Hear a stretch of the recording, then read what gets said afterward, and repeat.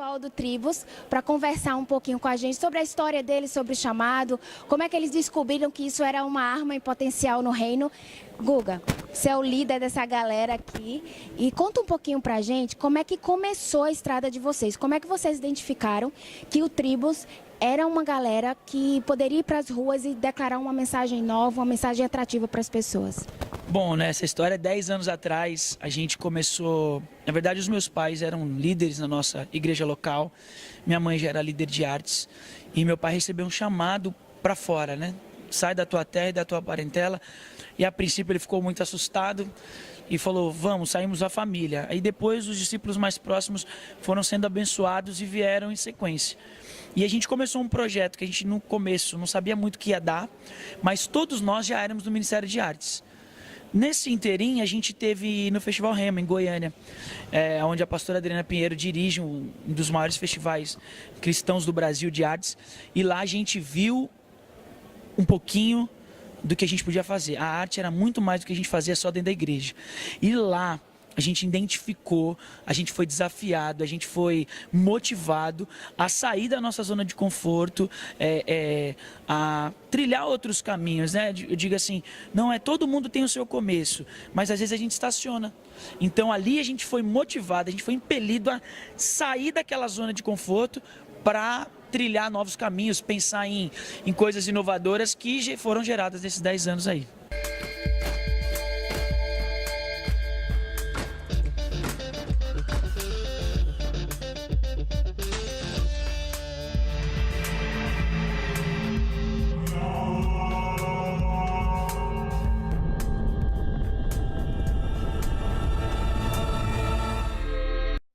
Todo mundo assim que começa uma estrada, que está bem jovem, a gente tem um monte de jovem aqui na igreja, já tem essa dificuldade de identificar o seu talento.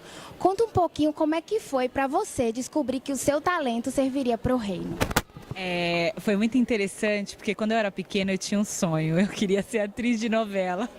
E eu trabalho com essa área de teatro, né, no Tribos. E eu nunca pensei que Deus poderia usar algo que estava lá atrás, lá no passado, lá no mundo. E de repente você descobrir que Deus transforma maldição em bênção. E hoje eu posso usar a arte que eu amo para evangelizar, com estratégias, com diferentes coisas loucas que Deus entregou nas minhas mãos. É a coisa mais impressionante. Eu não sei se vocês podem me entender, mas é um privilégio que Deus me deu. Usar a arte do teatro, poder usar ela em todos os países, em todos os lugares que a gente já foi, é um presente. Beca, vocês já visitaram vários países, participaram de novela, participaram de tantas coisas em 10 anos de história. Conta um pouquinho como é que foi essa trajetória para vocês. Que ano você entrou? Como é que foi a sua presença assim no Tribos, a sua contribuição? Bom, para mim, o que mais marcou foi a China, porque eu entrei no ano da China. Em 2008, nós estivemos nos Jogos Olímpicos. O Tribos já havia ido para o Chile, que foi o primeiro país, né, em grupo que a galera foi, assim, para fazer essa missão, esse trabalho diferente.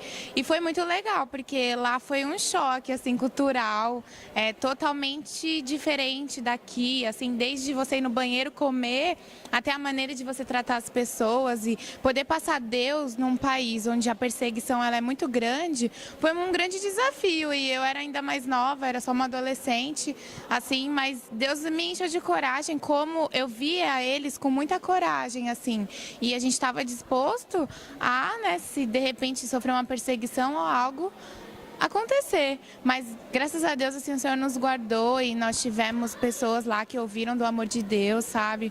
E foi muito legal, assim, isso foi só o começo, né, como você mesmo falou. Depois nós tivemos uma trajetória de gravação de DVD, e a gente lançou o DVD assim, em várias capitais do Brasil. Depois a gente teve na Europa, lançou o DVD na Europa, que foi muito legal.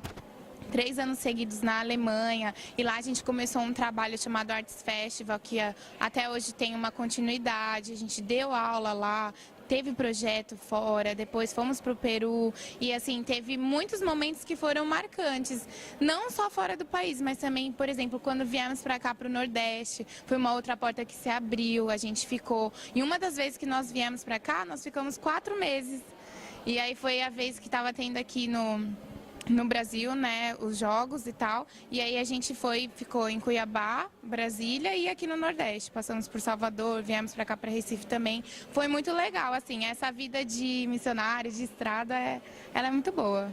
Vaguinho, conta um pouquinho como é que é esse projeto que vocês têm ligado à ação social. Vocês têm muito trabalho com crianças, vocês vão em várias localidades que realmente não só precisa dessa mensagem, mas precisa de um impulso maior, porque é uma comunidade carente e tal. Conta um pouquinho como é que é esse trabalho paralelo que vocês fazem. Esse trabalho social, assim, eu acho fantástico, porque eu vim de uma vida muito difícil também. Então, por saber como querendo ou não, ainda é um pouco escasso esse trabalho social, então Deus colocou nas nossas mãos, né? No ano de 2009, nós tivemos o início com um projeto chamado É Hora de Arte. Eu não estava na companhia ainda, eu entrei em 2010, mas foi em 2010 que eu peguei ainda esse projeto caminhando cada vez mais. Nós tivemos, por exemplo, em Cabo Frio, lá no Rio de Janeiro, nós praticamente moramos lá, né? Nós alugamos uma casa, a gente ficou lá para realizar esse projeto e nós encontramos uma realidade muito difícil lá. Crianças dos seus 7, 8, 9 anos de idade que já estavam envolvidas no tráfico, crianças que viram seus pais serem assassinados, eram crianças muito carentes. E Deus nos deu essa estratégia para estar lá dentro, podendo abraçar essas crianças.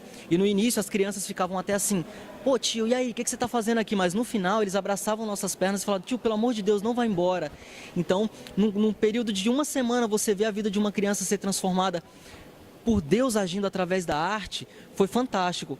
E nós não poderíamos pregar abertamente de Jesus, mas Deus nos deu a estratégia de usar princípios, obediência, esperança. Então, nas nossas aulas, nós pregávamos isso para as crianças. E quando chegava na aula da Roberta, como ela falou com relação ao teatro, aí ela já dava uma entrada mais direta com relação a Jesus. E foram muitas crianças que confessaram a Jesus, tiveram suas vidas transformadas. E a gente ainda dá continuidade, não com É Hora de Arte, mas com gincana cultural e de diversas outras formas com esse trabalho social.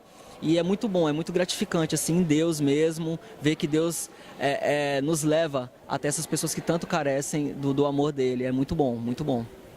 Guga, a gente estava conversando aqui no início sobre como é que a arte ela entra na igreja e às vezes a gente tem um pensamento bem sedimentado, assim, que a arte ela não vai fazer parte disso não, eu sou um adorador e eu não preciso me desenvolver nessa área, eu não preciso ter a técnica.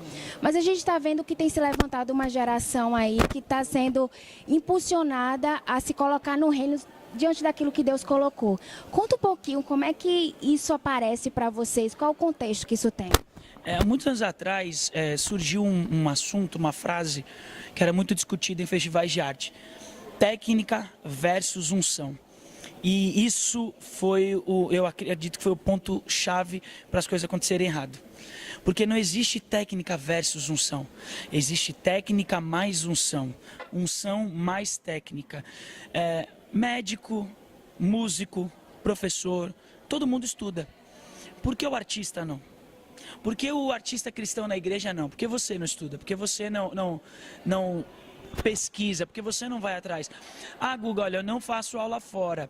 Poxa, convida um professor para dentro da sua igreja, coloca os seus termos, suas músicas, suas roupas. Por que você não faz um grupo? Procura um professor cristão para estar com vocês. Tanta gente se convertendo. A diferença foi a seguinte, quando a gente começou, você não tinha muita técnica, mas você tinha muita gente com compromisso. Mas assim, pessoas que abandonavam tudo por Jesus. Depois veio muita gente com muita técnica e sem discipulado. Esse meio entre essas duas gerações, a gente teve no Conselho Nacional da REGAC, a Rede Global de Artes, a gente, num dos congressos nacionais, nós fizemos uma remissão sobre isso. Nós pedimos perdão para essa geração porque a gente deixou um espaço. A gente que vinha com tanto vontade de fazer as coisas para Deus com excelência, começamos a estudar. E aí eles olharam para nós e achavam que aquilo era importante, só aquilo. E eu acredito, como você disse, que essa geração que nós estamos vivendo agora, eles estão começando a equilibrar e caminhar com isso junto. Então, eles já estão nascendo na arte, ou já estão se convertendo artistas, ou quem está na igreja está, entendeu? Eu acredito que isso vai mudar, esse equilíbrio vai voltar, essa junção vai acontecer. Então, não é uma coisa versus a outra, é uma coisa junto com a outra.